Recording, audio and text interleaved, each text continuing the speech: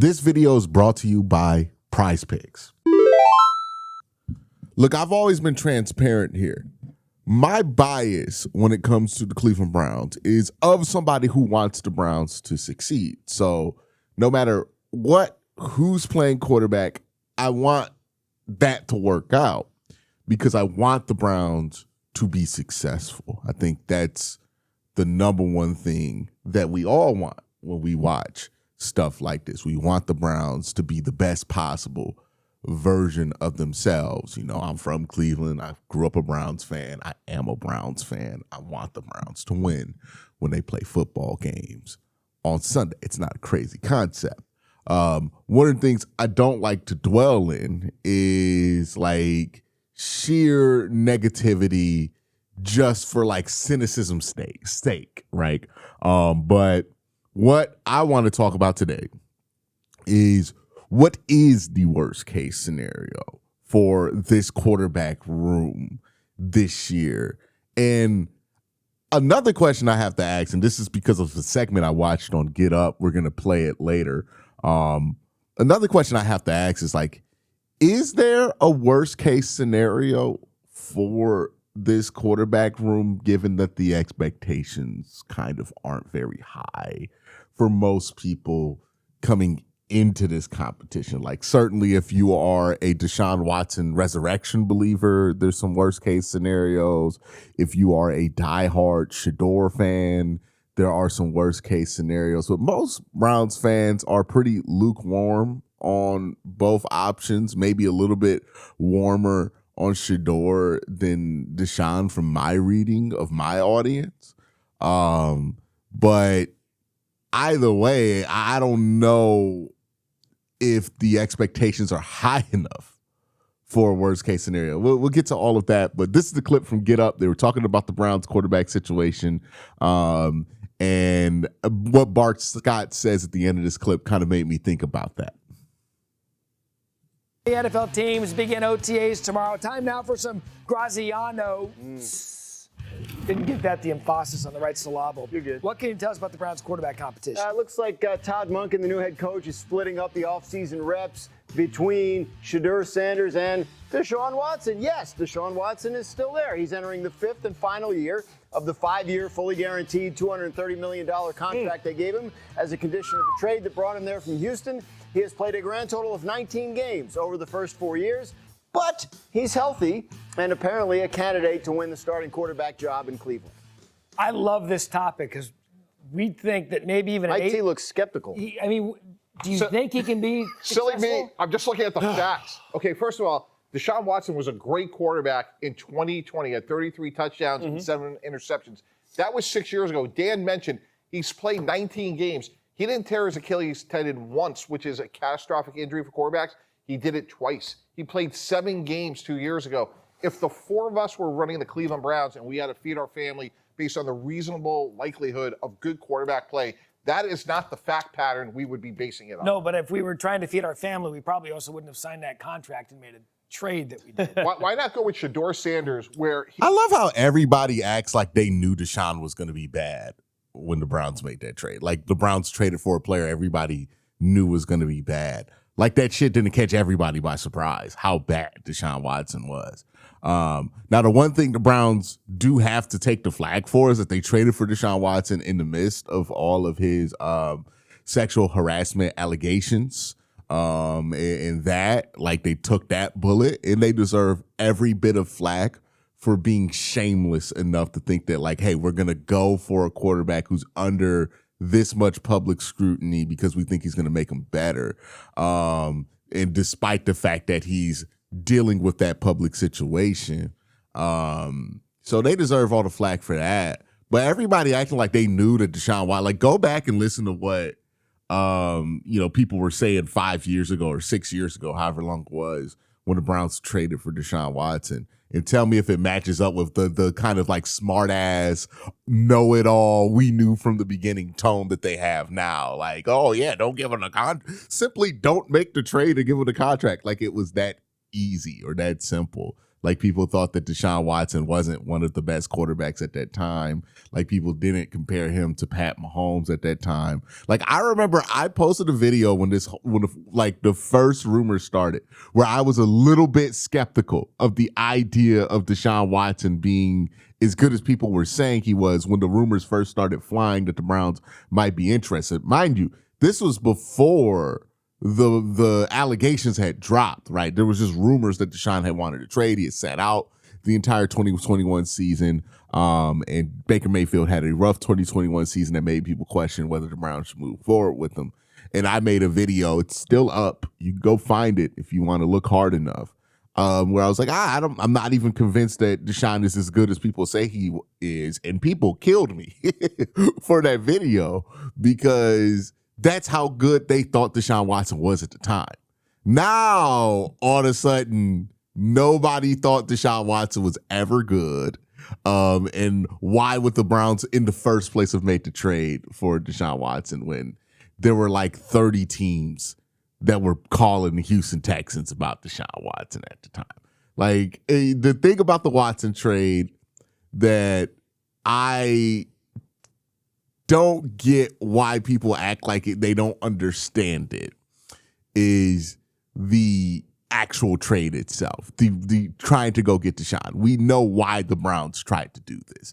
The money, you can make the argument the money was a bit unnecessary, but let's say we live in a world where Deshaun Watson was good and Deshaun Watson was balling out for the Atlanta Falcons, and then we found out that if the Browns had offered just a little bit more money, Deshaun Watson would be in Cleveland.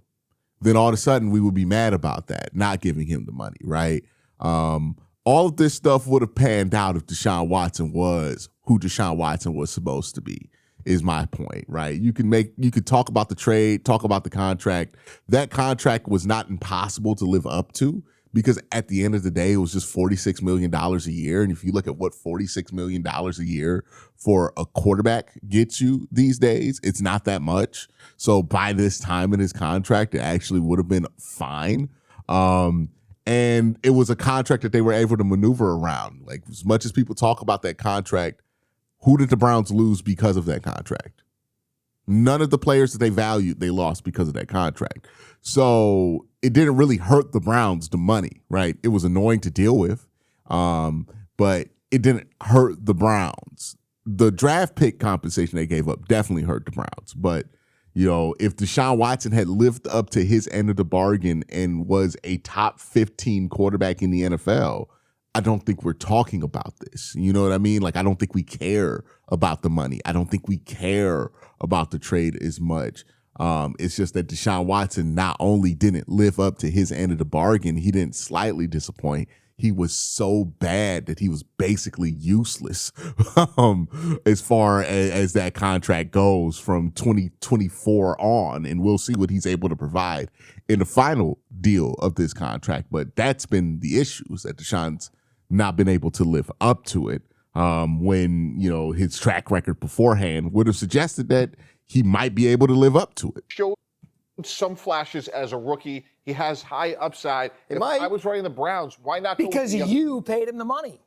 Right, but that's a sunk cost, and that's ancient history. Yeah. So then, if that's the case, why didn't you? Okay, so I kind of agree with Mike here a little bit.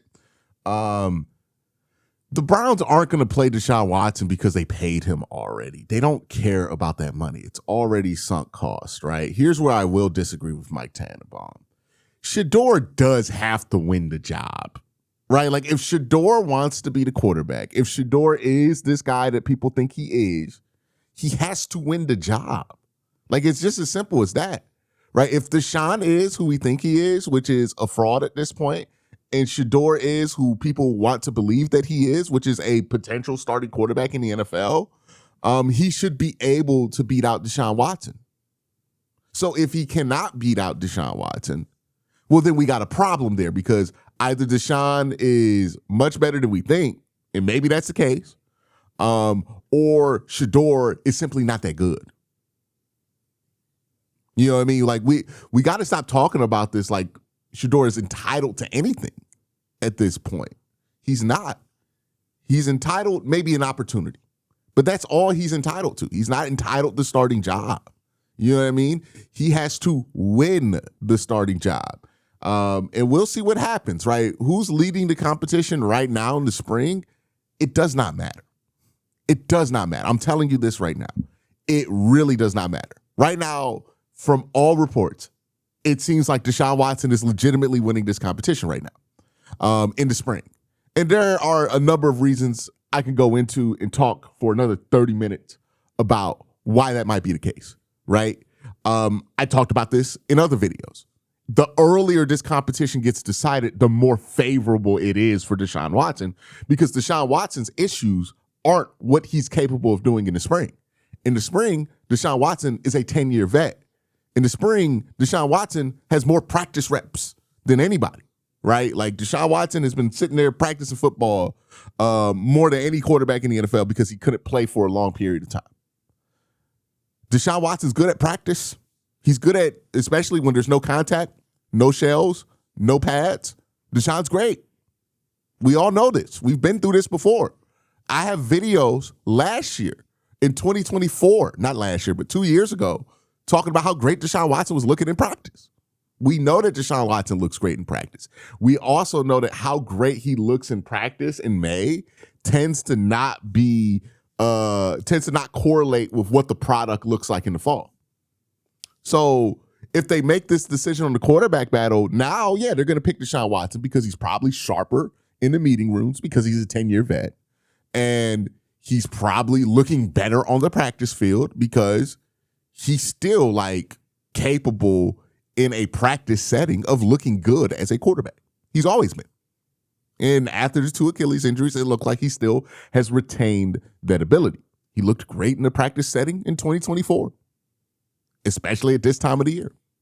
There's proof out there. We can go watch what we were talking about Deshaun Watson at that time. He looked good. It didn't end up correlating to his regular season play, which is a lesson I've learned to be like, oh, okay, I can't buy the spring stuff with Deshaun Watson. Now, if this competition, which I expect it to, goes into the fall, goes into joint practice, goes into training camp, goes into the preseason games. I know Todd Monken's been saying that that's not going to be the case, that he would like to have a starter by the end of camp, by the end of OTAs and stuff. But even how Todd has framed that sentence kind of makes it clear that that's something that he's very, very open to folding on, right? He's saying, I would like to have a starter by then. But, you know, there's a lot of things I would like to do that I don't get done, like straight up, right? I would like to lose 70 pounds and be at 2% body fat and look like prime Brock Lesnar, physique-wise at least, not in the face. But that's probably not going to happen by the time this football season's ready to start. You know what I mean? So this is probably going to go into training camp. It's going to go into joint practices, and it's probably going to get decided at joint practices and maybe after a preseason game. And if that's the case, then Shedeur has more of a shot because that we know that the Deshaun Watson thing, it tends to look worse the closer we are to actually playing football. And for Shedeur, he tends to look better the closer that he is to playing football. The level of play that both these guys can reach, the peak of it, I don't think it's very high. But if we're talking about looking at it from this quarterback competition and viewing who could win it, that's kind of my lens for it. But again, what Mike Tannenbaum saying is like, yeah, I would love to play Shedeur because Shedeur is younger. He's cheaper. He has a future because he's younger and he's cheaper and he's still under contract at the end of this year. I would love to play Shedeur and be happy about what we're getting from Shedeur. But Shedeur has to also do his part. Shedeur has to win the job. We can't just give him the job. He has to win the job. And I wanted stiffer competition than Deshaun Watson. If he can't beat out Deshaun Watson, that's not good. You know what I mean? I wanted to bring in better competition than that for Shedeur, for him to clear, to feel better about where Shedeur is. He has to beat that competition. There's no way around it. You know what I mean? Everybody want to paint these narratives of guys who have to work through stuff, but boy, do people get mad when obstacles arise for players that they like, you know what I mean, that they got to work through. If Shedeur is who you think he is, if you're a believer in Shedeur, he should be able to beat Deshaun Watson in camp. And if he does not beat Deshaun Watson in camp, if he gets an opportunity during the season, he should be able to do great with that. You know what I mean? Like, at some point, he has to capitalize on the opportunities he's been given, which we can complain about the fact that he did not go as high as he did in the draft or high as you think he should have went. But let's look at the reality of it. Shedeur has gotten more opportunities to start at quarterback than most people who were drafted ahead of him. So, yeah, he went in the 5th round, but he's getting opportunities that guys in the 3rd and 2nd round haven't even gotten. He's getting more opportunities to start than the guy that the Browns actually took in the 3rd round. So we can't say that Shedeur hasn't gotten an opportunity. He's gotten multiple. If he can't seize those opportunities, that's on him. But let's continue. We're going to continue reacting to this video, but first I got to thank my sponsor, PrizePicks. PrizePicks is a fun way to earn cash while you watch your favorite teams. No complex betting rules, just pick more or less on a few player stats and lock in your lineup. Here are my picks for this upcoming season, AFC North edition. Jimmy Bernard, I have less than 475. This has to do with volume available in Pittsburgh's offense. Quincy Judkins, I have over 975. Browns improved line. I think the run game is going to be better with it. Chase Brown, under 900 yards. Joe Burrow equals less rushing yards usually for the Bengals offense. Mark Andrews, more than 475 yards. Lamar's going to need a safety blanket. Check to see if PrizePicks is available in your state. You could follow me on the app at Quinn_C to see all my lineups. Download the PrizePicks app today. Play $5 and get $50 in lineup to download the app using the link in the description. Or waive him and let him go sign somewhere and try and be a backup and do that. Like, listen, Deshaun Watson, for all that we talk about Deshaun Watson, what he hadn't been, what he was pretty special. Yep. 3-time Pro Bowler. He at one point people were making the argument, would he be better on Kansas City than Patrick Mahomes? Now, I know that's laughable now, but the kid is only 30 years old. You can't tell me that somebody's career in football life is over at 30 when you talk about quarterbacks playing to 40. Yes, he's had 2 ACLs, but so did Thomas Davis, and he was a linebacker.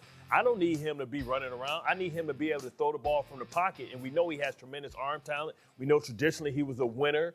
I think maybe just under Stefanski, that was the wrong system for him, and the injuries played a big role. We understood the circumstances in which he got there in. It was the wrong system for a guy that's always hurt to be successful in. That's true. Like, he hasn't been healthy. He hasn't been on the field. He led the league in passing yards 6 years ago and has barely played since. If the Browns he's on the team because he has to be, because the money's guaranteed. Yes. I mean, to answer your question, why not cut him? Got to pay him $46 million no matter what. And right now, they've restructured that contract. I'll just interject this real quick before we get on to the rest of this clip. The whole narrative of like, Kevin Stefanski's offense was bad for Deshaun Watson. The reason that narrative cracks me up is because Deshaun Watson chose to work with Kevin Stefanski. Like, go back and listen to what Deshaun Watson says in the introductory press conference, and they're asking him why he made his decision to play in Cleveland. And he cites Kevin Stefanski's offense is specifically why he wanted to come to Cleveland, because he felt like that could evolve his game to the next level. And look, I do think there's some truth to that. I think Deshaun overestimated what his range of success in an offense could be. I think he thought that the Kevin Stefanski offense could, add an extra layer to his game. But Deshaun's the kind of fall off that he had mentally was not really going to pair well with what happened with what Kevin Stefanski wants his quarterbacks to do, which is quick decision making, right? He was not confident. He did not make quick decisions in Cleveland under Kevin Stefanski, and that's an offense that kind of demands it. So that started to become a problem. But it is funny to me that, like, they were hyping up, like, this is why he came to Cleveland. And then now the same people who are, like, in his camp who are hyping that up, Deshaun Watson included, are now, like, acting like they were the victims of the Kevin Stefanski offense. But in reality, the reason that Deshaun struggled was, yes, somewhat a part of the offense. Like, there was definitely a factor there. But the Browns did try to work with him on that. They tried to make the offense more malleable to him, and it ended up getting Kevin Stefanski kicked out of town. they tried to fix that. They tried to rectify that. And I think they did some things that did rectify that. The big reason why Deshaun Watson hasn't been successful, though, isn't because of the offense he's been in. It's because of the lack of confidence and his inability to make quick decisions under pressure as a quarterback of the Cleveland Browns. That's really been the big part, right? We look at his film breakdowns. I got like all 19 of his games broken down. I think I even broke down his 2023 season twice. So, we got a plethora of Deshaun Watson film analysis on this channel if you want to go look for it. The common denominator is he's not making quick decisions. He's not making decisions with anticipation, and he's not confident about what he's seeing pre-snap and transferring it into post-snap. And there's just been he's not as good as reading pre-snap to post-snap as he was in Houston. Like he's not as quick. He's not as good at it anymore. The game has changed drastically since he was last good in 2020, especially on the defensive side. Like the defensive side of the football has gone through maybe 30 years of evolution over the last 6 years. So what worked in 2020, and this is what Kevin Stefanski dealt with too, right? What worked in 2020, offensively speaking, does not really work in 2026 anymore and has been left behind because NFL defenses have evolved at a rapid rate over the last 6 years, which is also added to it. So I don't feel comfortable about, boiling down all of Deshaun Watson's struggles to, it was just Kevin Stefanski. There was much more than Kevin Stefanski going on there with Deshaun Watson's struggles. And if you think that all it's going to take is just changing the offensive coordinator and Deshaun Watson's going to be back to being 2020, I feel like you're setting yourself up for a rude awakening because we've done this before with Deshaun Watson, right? We thought Ken Dorsey was going to be the fix because we took the playbook out of Kevin Stefanski's hands, got somebody who's more used to it being in a spread. Ken Dorsey was there when Josh Allen made his leap. He's going to figure it out with Deshaun Watson. It didn't happen, right? It hilariously did not happen. Because Deshaun could not make decisions at a speed that the NFL requires, and he was not as good as reading defenses. That's a big part of it, right? Like I think the game has passed him up a little bit. We'll see if he's caught up over this offseason, but that's a big part of the problem with Deshaun is that he just has not caught up to where the league is defensively. And if you think about it, the time that he missed was kind of diabolical because that was when most of that evolution was happening, and it's hard to keep up with shit that you're not really in with. You know what I mean? But let's continue. Contract so much that if they cut him, the dead money cap hit would be well over $100 million. Mm-hmm. So they're stuck with him. Maybe they're hoping he plays well in the preseason. Somebody trades something for him. I don't know, but I think it's like if we can get something out of this guy before the end of this, franchise-crushing contract that we handed out, great. Do you know the history of we all know aware of the history of the Cleveland Browns, right? Sure. Nothing good ever happens to them. What can be the worst thing than Deshaun Watson taking $230 million and then ball out on his way out the door, and you can't re-sign him because of what he's done the years before? That is perfect Cleveland drama. That is sadly true. Is that actually the worst case scenario, though? Like, I get what Bart's saying there, right? Oh, yeah, he's going to play good. And then let's say Deshaun Watson ends up being the Deshaun Watson that we've needed the last 4 years for the rest of his career, right as he's ready to leave Cleveland. Now, the probability of that, I don't know if I'm really buying it. But let's live in Bart Scott's world where everything that could go wrong for Cleveland does go wrong for Cleveland, which, has more merit than I would like to admit. But it certainly things go bad for. We just talked about it. The odds of Deshaun Watson being this terrible were astronomically low, and it still happened, right? So the odds that maybe it goes in the reverse way, also not crazy, right? When you look at it through that perspective, would that be the worst case scenario though? I don't know. I don't really know. Like if Deshaun Watson plays well, the Browns can re-sign him. Will it be easy? No. But what's the market going to be for Deshaun Watson? Like, I don't think teams are going to be jumping to give Deshaun Watson a bunch of money this offseason, even if he does play well, because he's over 30 years old. He's still coming off of two Achilles injuries. He's been injured, played 19 games over a 5-year period, and still has the bad PR surrounding him from the allegations of sexual assault, right, and harassment.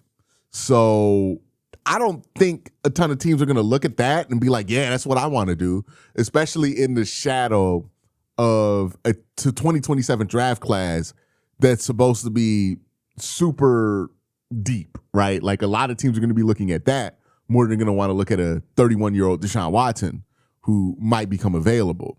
So the market for Deshaun might not be that crazy. So even if Deshaun balls out, it is possible that the Browns could bring him back on like a 2-year incentive-heavy deal that's much easier to cut than obviously his $230 million deal, and just run that back while also drafting a rookie underneath him to take over the next couple of years, which wouldn't be the worst case scenario in the world. Like, you look at that on paper, it's like, okay, yeah, you got to deal with Deshaun Watson and all this, but if Deshaun could be a transition quarterback and then you get to the guy that you like, that you drafted in the first round, then okay, fine, whatever. It's a strange, awkward end to this whole ordeal, but it's not the worst case scenario.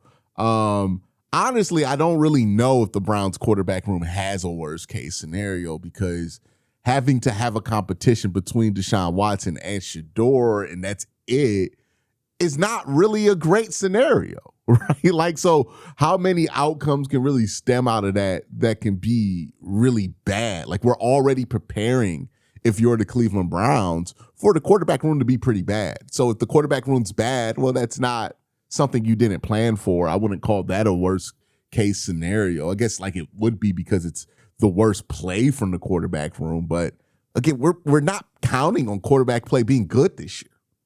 The Browns have made that very clear. They spent no money on this quarterback room. They have basically gone into this season and said, it is what it is at quarterback. We're trying to fix everything else. We'll fix quarterback if we need to fix it in 2027. That's pretty clearly the plan here for Cleveland. Sure, there are people denying that that's the plan, but that's pretty clearly the plan to anybody who's willing to pay attention to what the Browns are doing right now, right? Look at the money they've spent on quarterback the last couple of years. It's just been draft picks, a few $100,000 there. They have not invested a single dime in that quarterback position in the last 2-3 years, because they're rearing up to make a swing probably this offseason, more than likely. So if this quarterback room flames out, it's not like some long-term damaging thing. The only thing that has room for long-term damage is like an extension of Deshaun Watson. And I would say the worst case scenario is like if we give Deshaun Watson another $230 million contract. I highly doubt that's what we're going to do. Even if he gets you to a Super Bowl. If he wins you a Super Bowl, you can do whatever you want, right? But if he gets you to a Super Bowl, I don't even think that's going to do it, right? I just don't really see a worst case scenario, not because this quarterback room is so good that they don't have a worst case scenario, but quite frankly, the opposite. The expectations for this quarterback room are likely so low that any worst case scenario that could pop off as far as play goes, level of play goes, is probably already been accounted for. You know, like last year when the offensive line went to shit, that was a worst case scenario because the Browns were not prepared for the offensive line to be bad, which allowed that problem to get so much worse than it needed to be. The Browns are prepared for the quarterbacks to not be good this year. They spent all that money on the offensive line. They have Quincy Junkins. They spent all that money on wide receiver. They understand the quarterback's not going to be the strength of this team. They have made that very clear. They do not expect it. So if quarterback stinks, well, that's exactly what they've expected. If quarterback's good, then we're in the blue, right? Like, we're good.